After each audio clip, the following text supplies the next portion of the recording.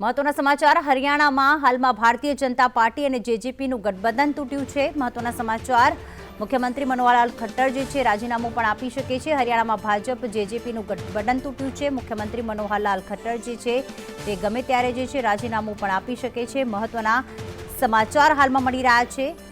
મનોહરલાલ ખટ્ટર લડી શકે છે લોકસભાની ચૂંટણી। જેજેપી અને ભારતીય જનતા પાર્ટીનું ગઠબંધન હરિયાણામાં તૂટ્યું છે। લોકસભાની ચૂંટણી પહેલા મહત્વના સમાચાર અત્યારે આવી રહ્યા છે।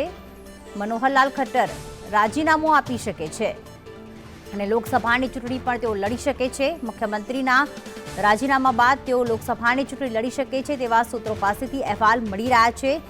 હાલમાં મહત્વના સમાચાર હરિયાણામાં ભારતીય જનતા પાર્ટી જેજેપીનું ગઠબંધન તૂટ્યું છે જેની અસર લોકસભામાં પણ જોવા મળી શકે છે। મુખ્યમંત્રી મનોહરલાલ ખટ્ટર આપી શકે છે રાજીનામું અને લોકસભાની ચૂંટણી જે છે તે લડી શકે છે। જેજેપી ભારતીય જનતા પાર્ટીનું ગઠબંધન તૂટ્યું।